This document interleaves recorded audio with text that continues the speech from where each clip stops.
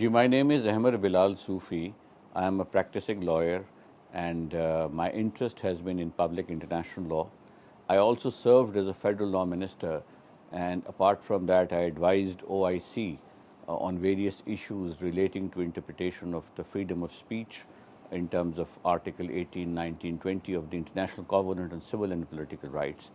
And it is during those advisory sessions at the OIC and in Geneva that I developed interest in the Quranic studies and its inherent link with international law, and how the Quran legal framework and the Quranic treaty law principles in the Quran are relatable to the modern international law. So once I started doing work on that, gradually over a period of time, it shaped up into identifying a unique architecture of the Quran which is legal in nature. And within that legal architecture of the Quran, I was able to identify several covenants that Allah has with individuals. And in this book, I have identified a set of those covenants which are very clearly ascertainable from the bare reading of the Quran and even from its own structure. So there are, in the English version of the Quranic covenants, which is the book that is being introduced here, there are two sets of covenants that I have talked about. One set of covenants are those that Allah Ta'ala offers each one of us, and then they are covenants in the Quran, within the text of the Quran. And then there is a set of covenants that have been identified where I say they are covenants under the Quran. Now those covenants under the Quran means those covenants or agreements in the worldly affairs that we do and execute and participate in, which are covered in the definition of the word misaq and aqud in the Quran, which clearly says that you have to uphold all agreements and commitments that you do at a worldly stage. So what are those commitments? In this book, I identify those commitments includes everyday commercial agreements that we do, whether it's a buying and selling agreement, whether an installment agreement, whether it's a purchase of vehicle agreement, whether it's sale of a house, lease deed, employment letter, any transaction, any commercial transaction that we do as a Muslim, Allah Ta'ala oversees it. So certain jurists have said that Allah Ta'ala becomes a party. It's a trilateral contract between Allah, the person who is, and the people who are doing that as a commercial entity. So that is one set of agreements that you have under the Quran. The second set of agreements is international treaties and agreements.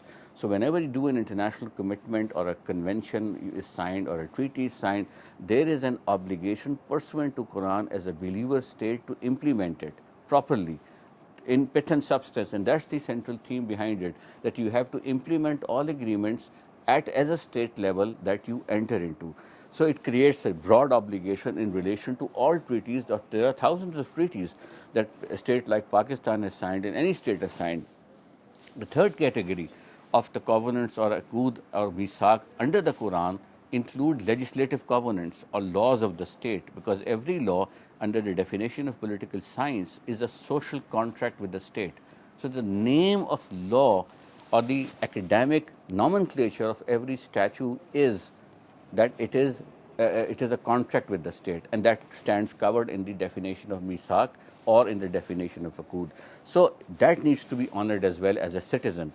All laws of the state, whether they are relating to regulating the matter of the housing schemes or whether relating to land, whether relating to our rights, needs to be upheld. Obviously, if they are oppressive in nature, then you stand out of that and you can challenge those laws. But generally, that's the sentiment that you have to. So in other words, a part of the study also looks at that whatever has been revealed has been broadly legislated as well in the modern law.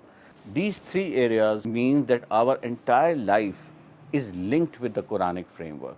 Our life as a commercial person, our life of day-to-day commitments, even oral agreements, we are bound by and we are answerable for that. So whether it is international treaties, whether it is domestic law, whether it is private contracts of everyday life, they all stand interconnected, and that is what this book helps you to understand much more clearly and much more vividly, that how there is an intersection between the domestic law, international law, and the divine law that we believe in as Muslims. For the non-Muslims, it will continue to be a very interesting study, because they can look at that Islam is basically a responsible religion. And muttaqi's definition, if you look at it very carefully, means someone who is who is upholding its commitment and agreements as well, in addition to other recognized areas that he needs to fulfill. This book will help people understand the Quran from a different lens, which is a legal lens, and that will they'll begin to relate their everyday issues with Islam, with Quran much more clearly and much more comfortably, and they will be able to understand it far better. So I believe that this will be helpful to law students, it could be helpful to ordinary people, it could be helpful to scholars, and it could be helpful even to young people of any age and group that they wish to take a look at Quran from a fresh and a new perspective, which is a more contemporary perspective.